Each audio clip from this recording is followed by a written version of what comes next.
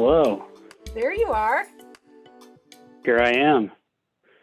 I've got the world's weirdest placement for a camera on my laptop. It's in the bottom left corner, so That is crappy angle here. That's all right. Thank you for being on the podcast. Yeah, thanks for having me. We talked about it, a year ago? We did. I was going to say, I'm not sure even how to start the podcast because we originally talked about you were building a house and you were telling me about it.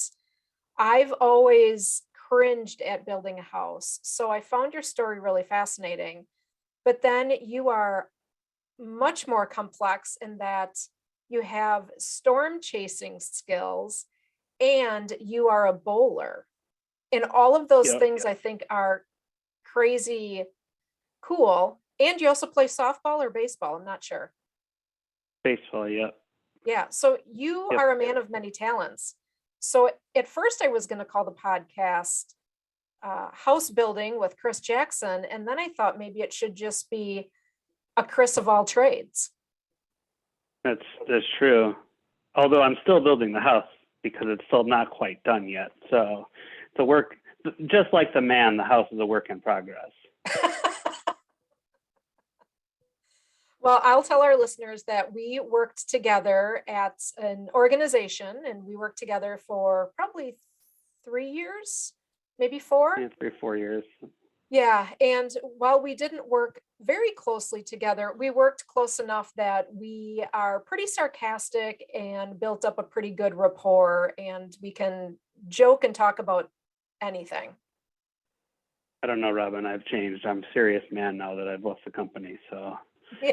nothing but focus and seriousness from here on out, please. Yeah. That's a lie. So just so everybody knows, that is not quite truthful. All right, where do we begin? Bowling, house, storm chaser, baseball? Oh man. Good question. Well, I'm preparing to leave for a storm chasing trip tomorrow morning. So maybe we can start there since it's fresh on my mind. Yeah, let's talk about it. Chris and I are both in the Midwest.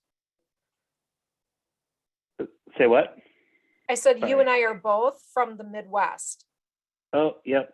I'm based here in Wisconsin. So the target area the next few days is somewhere in, I would say, the eastern Dakotas, western Minnesota, maybe Nebraska. So the plan is to get on the road tomorrow first thing and drive west. I've never been to South Dakota, so I'm looking forward to it. And then we'll see what happens. So it's, to a certain extent, finding a needle in a haystack. There's a lot of hours on the road, a lot of fast food meals, gas station meals, 3-4 hours at a time, and really just waiting for Mother Nature to do her thing.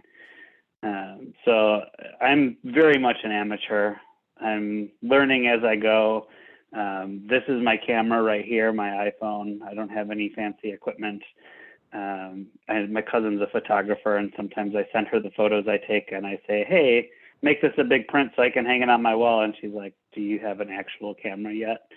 And no, I don't. So do your best with the skills you got over there. So how did you get started into storm chasing to begin with? And then my follow-up question to that is, how do you even know the target areas that are possible? Yeah, so my dad and I used to bond over 2 things, bowling and storms. So, we'd bowl together when I was a child. When storms would roll in, we would run outside and watch them roll in, and then watch them from the window when it started to rain. And, I got really excited about it. A lot of time spent watching the Weather Channel, geeking out over the weather. And so when he turned 60, I figured, well, I've gotten him a bowling ball for all of his birthdays from like age 50 to age 59. I should probably get something else. So I booked a storm chasing tour for the both of us.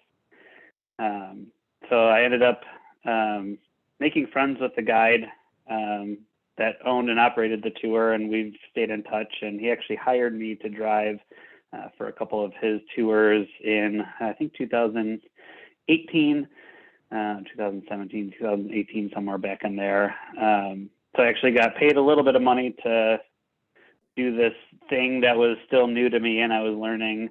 But I think in him, he saw some aptitude in me, probably because of all the time I spent watching the Weather Channel. I've actually taken some courses online through Penn State to get a certificate in forecasting since then. So now I know even more. And that's probably how I got into it. And that probably leads into your follow-up question of, how do you know where to go? It's kind of amazing how far the computer forecast models have come over the last few years. So really, 3 to 4 days out, you can really start honing in on where storms are going to be, where the ingredients that you need will be, where's the best area. And, like I say, South Central South Dakota, you might have to adjust a couple hours west, a couple hours east, but it gives you a general guidepost for where you want to be, and you can kind of plan your trip around that. So, it gets even better as you get like 2 days before, 1 day before, and then the models run every hour. So even day of, you're looking at your forecast models that are updating hourly. You're looking at your satellite. You're looking at all of your local observations to see, what the temperatures are, what the dew points are, trying to spot different boundaries or features that might help generate storms and enhance the ingredients that you need to make a tornado. And then you just put yourself in the best spot, look at radar, look at the sky and the clouds, and start driving. So tomorrow morning, you're going to drive west. Yep. And then do you need special equipment? Could somebody with a regular laptop do this? What type of equipment do you need to be able to look at what the forecasts are going to be? Yeah, I think it varies from chaser to chaser. I'm a chaser who doesn't have all that fancy equipment. I bring an iPad, I bring my phone, I bring a laptop, so we're able to pull up some of that information on a screen that's bigger than your iPhone or whatever. Many storm chasers have cameras mounted on their car in several different places. They have, probes and, thermometers, anemometers, so that they can get wind speed and wind direction all like within their car. I'm pretty basic. I have my phone. I've got, a couple of tools. I have a reliable car, and I have these glasses. So that's really all I have to take a look. A lot of people do it for, the adrenaline rush. A lot of people do it for photography to make money off of what they're videoing or photographing, and selling it to different media outlets, news outlets when they catch cool footage. I haven't gotten into any of that yet. My friend, the guide that ran the tour company, he's certainly sold some of his footage to different media companies and made some money off of that. But it probably isn't even enough to cover expenses unless you're kind of like right in there. The new trend lately has been for storm chasers to use drones, which is pretty cool, especially when you're chasing areas where you have a lot of hills and a lot of trees, and it's hard to see the cloud bases from your vantage point on the ground. So they'll fly a drone up into the air, and they'll have a camera mounted on it, and they'll be able to have a really clear view of the whole storm. And so that footage is pretty unique, and I would say a new thing over the last year or two, as people are kind of getting more into the drone space. How successful do you think you are with your ratio? How many storms have you seen versus how many have been a bust? Oh, that's a good question. I haven't been chasing that long. I've gone out a few times on my own. I think last year I went out twice, and it was 50-50. So I've had a really flexible boss. Let me just kind of take the afternoon off, and I drove west to Iowa, and kind of keeping an eye on things, and pretty much pulled up, got on a storm, and within 10 minutes it was putting down a pretty nice looking tornado. There was another day similar, like midweek, really nice boss lets me out. I drive up to kind of central-ish Wisconsin, which from a chase perspective is just god awful. There's so many trees, so many hills, all the river valleys. It's really hard to see, and the storms really weren't doing anything. So I, booked it back south, like waved hi to my house as I drove by. Got on a couple storms there, out towards Dodgeville, Wisconsin, and they looked pretty good for a while, tracked them for a little bit, and kind of gave up maybe a little too early, because when I got home, you look on Twitter and you see the different storm chasers that were on the same storm, and there was a really brief tornado that spun up in a farm field pretty close to where I was. So I gave up a little too soon, but again, I'm so new at this, I'm learning, and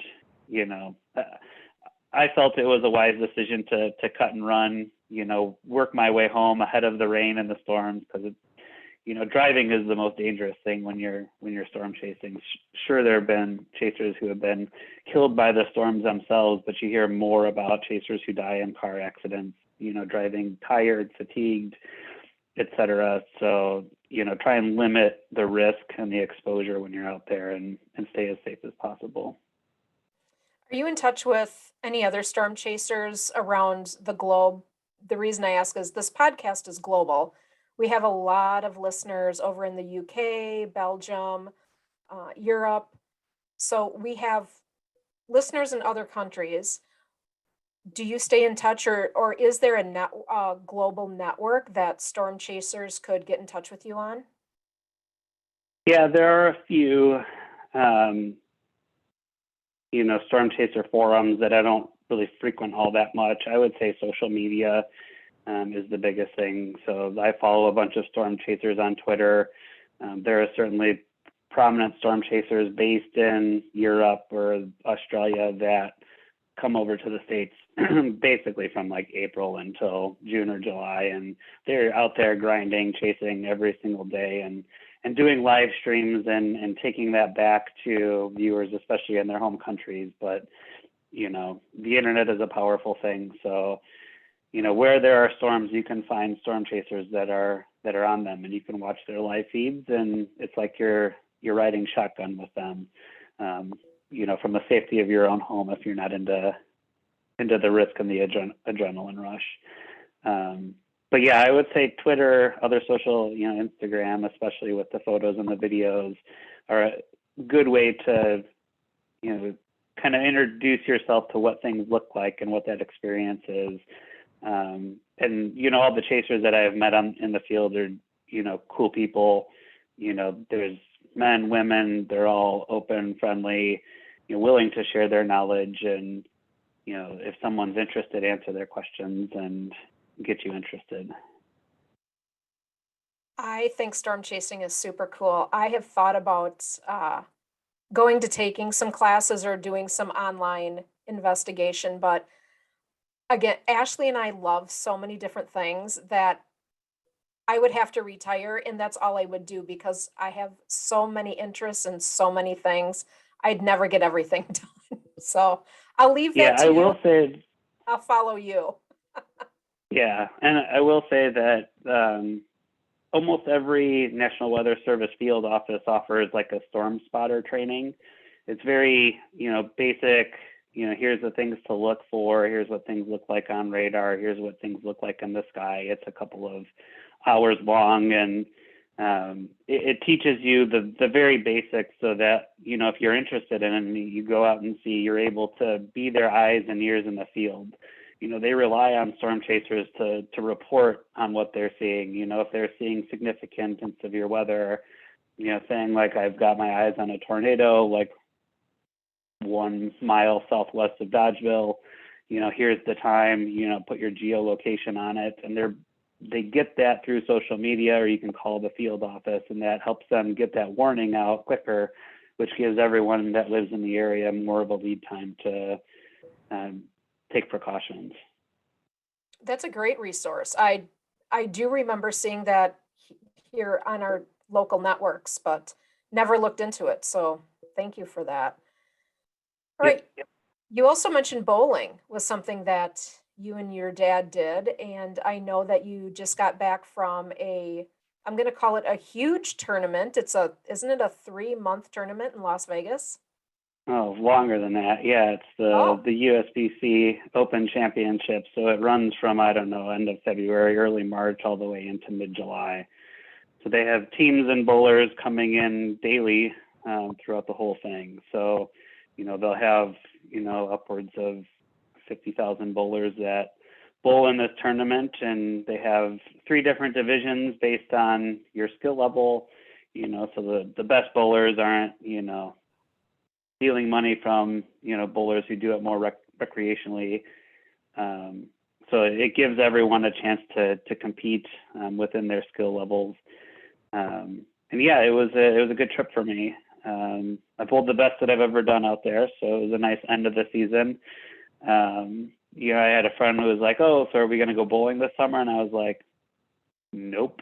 I get home, I put my bowling balls away, and I don't touch them again until August, because the season is long. It runs from September to April. Bowling three nights a week, tournaments on the weekends. It's a lot. So, I bowled in a summer league once, and I wanted to just gouge my eyes out with a spoon. Anything except going to the bowling alley on a Wednesday night in the summer. So yeah, it's been in Vegas the last few years. They have a really good, they cater really well to the bowling community out there. Lots of things to see and do. I'm more a fan of getting off the strip and doing some of the things the locals do in Vegas. Next year, I think it's in Reno. So Reno has the National Bowling Stadium. It hasn't been there for a while because they're renovating it. So it'll be interesting to see what that looks like. It's, a huge arena with, 80-ish lanes of, bowling and stadium seating and, lots of space for practice and coaching and vendor booths. And it's like a big, long convention, really, that goes on for 5 months. So yeah, it's definitely something that, I'm super competitive about, and I spend a lot of time improving myself and learning about the game, improving my mental game, my physical game, supporting all my friends that bowl at a high level. It's a pretty big time investment for me. Would you consider yourself a professional? Is this tournament for professionals or professionals and amateurs? What does the tournament consist of? Yeah, it's a little bit of everyone. The USBC, who's the governing body over bowling in the United States, has put some rules in so that you can't, stack your team with professionals. So I think you're limited to a couple of professionals or one professional per team. So professionals do bowl, but, they're bowling with, groups that they know from their hometowns and people they've bowled leagues with for many years. And, certainly like the pros are going to bowl at a really high level, and they're going to bowl better than, your average league bowler. But the USBC has tried pretty hard to make it a level playing field instead of stacking the deck with pros and, running away with the championships. And, several pros do, pretty cool things while they're in town. They'll put their name on the sub board, and, someone will see like one of the famous bowlers and say like, "Oh, like, are you available?" And they'll say, "Yeah." And they'll just bowl with random people that, get that really unique experience of bowling with a professional. Would I consider myself a professional? No. I've won money bowling, not a lot, not nearly enough to pay the bills. And when I compare myself to who I would consider the true professionals, I mean, I can say like I'll average 225 in league, and they would average 240 or 250, which is a really significant difference, over the course of like a really long tournament or a full season. They always say the cream rises to the top. So might I beat a pro in one game? Sure. But if we bowl 100 games, I'm not going to win, more than 10 or 15 of them. But I will say that bowling is one of those things where, the accessibility to the professionals is really high. I think uniquely high. Just walking around in Vegas, 2 weeks ago, I saw like 3 or 4 professional bowlers that like I frequently watch on the PBA tour on TV. So you're just able to stand there like in the bowling center and watch them bowl, or if you have the courage, walk up there and introduce yourself and, say you admire them or give them a compliment or see if they'll give you an autograph or whatever. So it's really cool to just, walk into a bowling center and see several bowlers that, you routinely see on TV. Whereas like if you go to like an NBA arena, like all the players are on the floor, unless you want to get arrested, you're going to, maybe catch an autograph by the player bus, but they're not very accessible. So it's pretty cool in that regard. Yeah. I've never had anyone ask for my autograph, so maybe that's the differentiator that makes me not a pro. Next time we have lunch, I'm going to ask for your autograph. I'll sign whatever. Bring a bowling pin. I will. Is it safe to say that now that you're back from Vegas, the bowling balls are put away safely and you have your baseball bat out? Yep. It's been baseball season for, I don't know, about 2 months now. So my team starts practicing in March, usually, just to get the rust off, get the pitchers throwing a little bit. I also run the league and sit on the board, so we kind of meet year round, even in the off season, to make sure that our ducks are in a row and you're thinking about things like fields and umpires and liability insurance and, how to, make the league more accessible for people that want to play in the area. So it's kind of another year round endeavor for me. I run one of the divisions, so making the schedule, finding fields, communicating with all the different managers. I manage a team, and then I play in 3 divisions. So I'm playing on Tuesday, Thursday, Friday, Sunday. So as long as my body doesn't break, I'll be out there playing. But I'm 38, and I get to Saturday morning, and I'm like, oh, I need an ice bath. I thought I was busy outside of my 9 to 5. You beat me hands down. And lots of people talk about my schedule is pretty much full from basically the middle of May until the middle of December. I almost always know what I am going to do every single weekend through the year, but you have me beat on weeknights as well. I only have every Monday night packed, every other Tuesday, every Wednesday, nothing on Thursdays, and nothing on Fridays. So you have me beat hands down. Yeah, and it's a constant for me sort of year round. I'm bowling on Tuesdays, Thursdays, Fridays from April to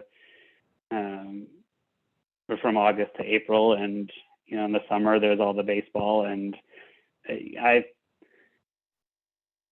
take a lot of pride in my ability to maintain like all my friendships and connections. So the nights that I'm not doing things, I'm trying to catch up with, friends, have dinner, have a drink, do something fun, get outside, be active, try and do lunch with as many people as possible to keep up the friendships and the networks. Like we have lunch from time to time, and that's all really important to me. I can't tell you how many times, I even did it today where, I was talking with a friend last night, and, they were saying like, oh, I'm looking for this or that in my life. And I was like, oh, like I know this person that you should talk to, and like making that connection.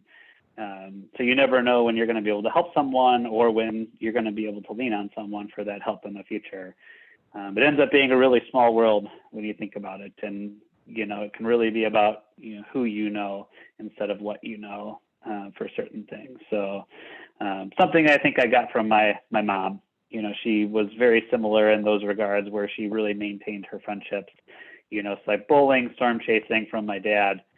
Mom is the personal connections and maintaining those relationships. Well, I'll also thank Mom the next time we have lunch. Yeah. Okay, building a house. Yeah. Save the worst for last. So we shared that awesome boss that you discussed. And Yep. we had a afternoon retreat one day with the team. And you and I were at the front of the pontoon and we started talking about the house and the disasters. And I said, I would love to have you on the podcast because I've always had this, I don't want to say it's a negative opinion, but I just think it's such a hassle to build a house. And you were giving me the pros and the cons of building a house. And I think that there's a lot of people out there that are very much in my same situation who feel that it's easier to just buy a house and fix it up versus building a house. But on the other hand, I know quite a few of my friends who prefer building their houses than to buy an existing house. So let's talk about why you decided to build a house and how you went about that process. Sure. Well, first, all your listeners are going to be like, whoa, awesome boss, pontoon, retreat. How do I get that job? Oh, But yeah, I think for me,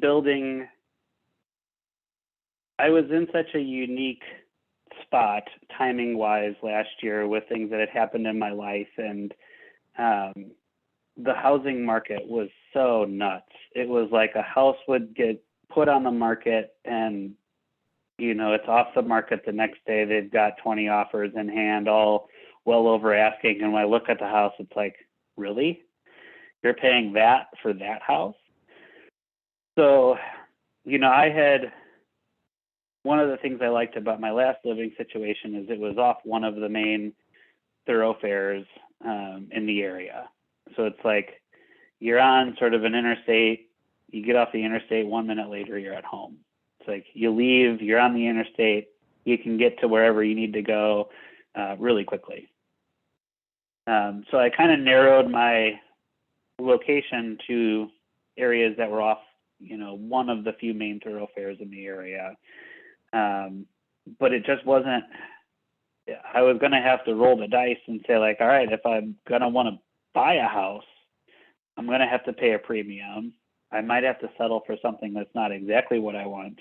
Whereas if I start this building process now, way early, months before my lease was up, there's an outside being the key term here, a chance that it'll be ready by the time that your lease is up. So I met with my realtor and she kind of connected me with the builder's realtor and they walked me through a house that was in construction, answered some questions, and I really liked the area. The houses were really nice. And I like the idea that you get to pick everything. You get to pick the color of the siding, the color of the garage door, your front door, your flooring, your paint, carpet, everything. They had spec houses from a floor plan perspective, but you get involved early enough and you're able to make some changes. One of the things I did is add 3 feet of depth to the garage, just that little bit of extra space for garbage cans or the snow blower, shelves, or a workbench to work on your bowling balls or whatever it might be in the garage itself. And then it was just a matter of like buying the land and signing the contract and then making all those selections. I think one of the things that the builder loved about me is that I'm patient, really laid back, as you know, but I don't take a lot of time to make decisions. If I'm hemming and hawing on something, I'll say, what do most people choose? And I'll go with that, or like, trust the design specialist that I'm working with that, they're not going to lead me astray. I'm not going to clash like some crazy yellow and purple together for some stupid reason. So a lot of the decisions that needed to be made, I was able to make within an hour. The first time I did my exterior selections, we carved out 2 hours of time. It was over in 45 minutes, and the builder was like, this is the easiest one I've ever done. So I think that takes a lot of stress out of it as someone who's building your house, because a lot of what it is like, well, yeah, I'm going to pick something, they're going to order it, and making a change to that is going to delay the project. It's going to cost more. Who knows what it's going to look like either way. So kind of like trusting your gut, trusting, the things that you've seen in other houses that you like, oh, I want to have a heater in my garage, beats dragging the bowling balls inside in the winter so they don't freeze. I wanted a gas line run out to my patio. I love grilling. A lot easier than, futzing with a propane tank every couple of months. So these are things that you see at other friends' houses or whatever, all right, I want to make sure I have that. And then it's you make your selections and it's a little bit of hurry up and wait.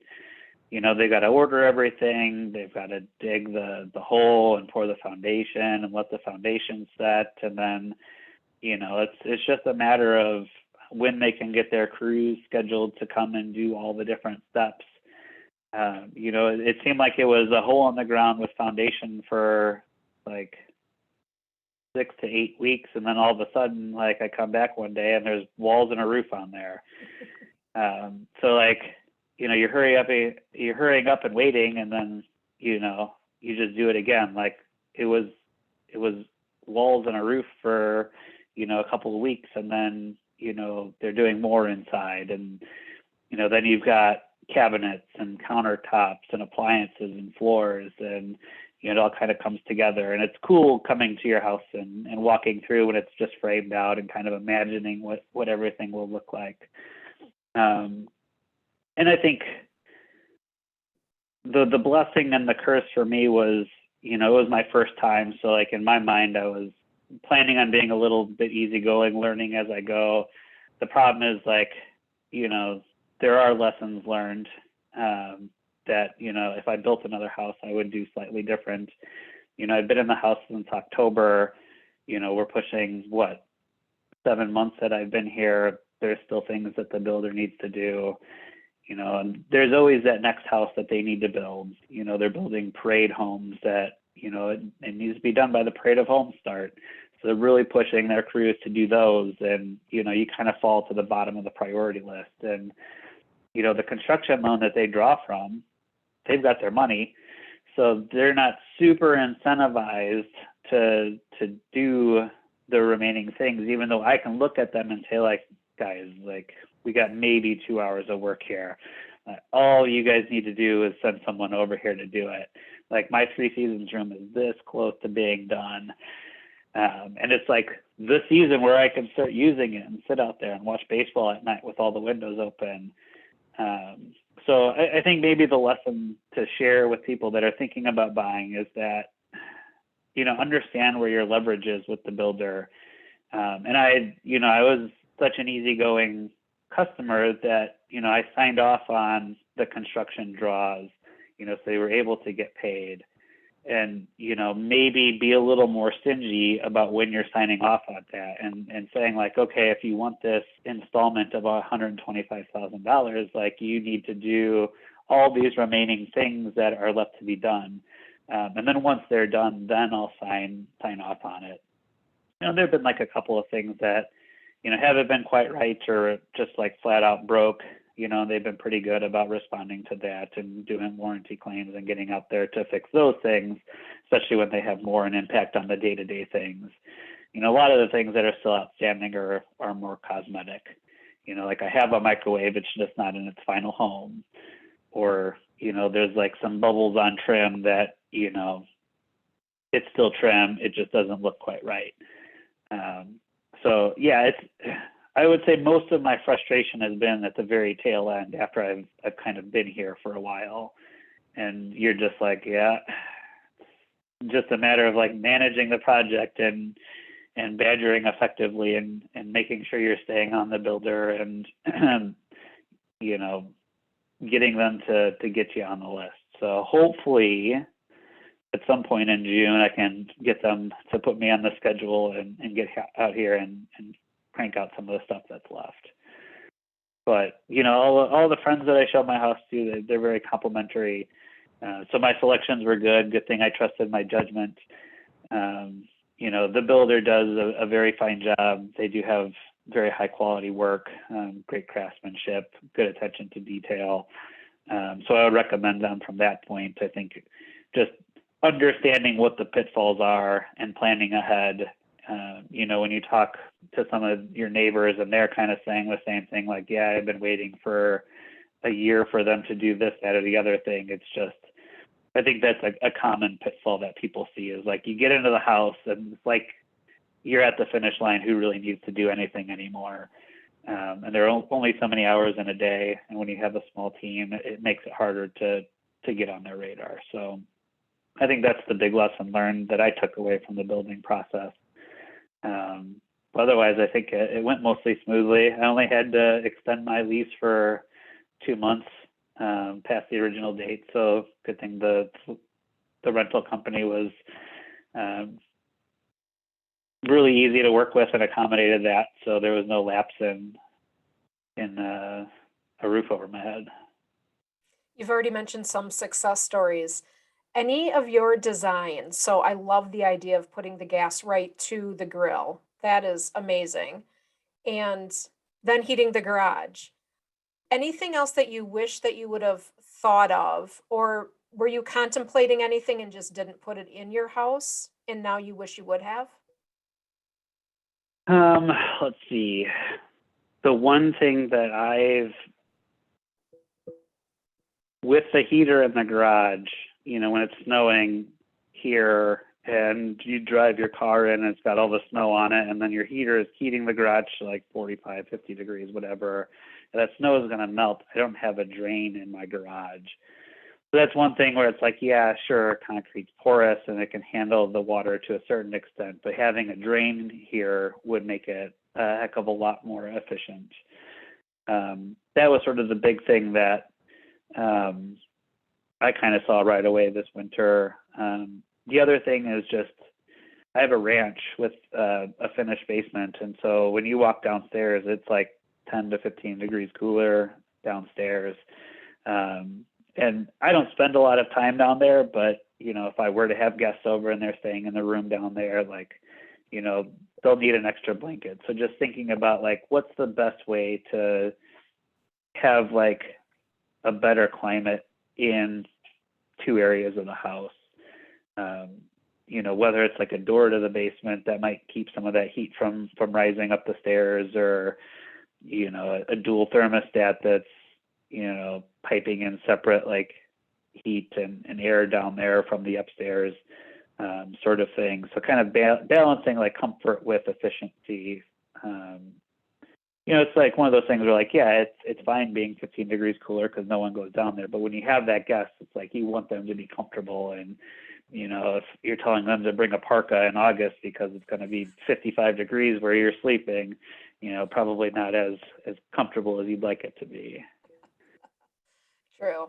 I cannot wait for an invitation for lunch, dinner, sit out on the patio, have you grill up some food, and see the house. I'll have to get a grill first. So still in the procurement stages of a lot of the things. It's crazy when you build a new house and all of the different things that you have to buy. I had to buy blinds. You don't think about that at first. And then, you're walking around naked, all your neighbors can see. Like, maybe I should get some blinds. So it's just an expense that you tack on, patio furniture, rugs, art, furniture, all the different things that you need to make a home or make a house a home. So, I do have a patio set lined up. I still have to fork the money out and go pick it up. Just bought it from a friend that posted it on social media. And then, just figuring out like what's the best gas grill to buy. And then deciding like, do I want to buy it so it's in a box and I have to put it together myself, or should I just buy one that's put together and, have a friend come over and help me carry it? I might be too old and not have enough time for the do-it-yourself option. So yeah, I was going to say, I think you're way too busy to put together a grill. Yeah, but once I get it together, I'll cook up some steaks for us and we'll feast. That sounds good. That sounds good.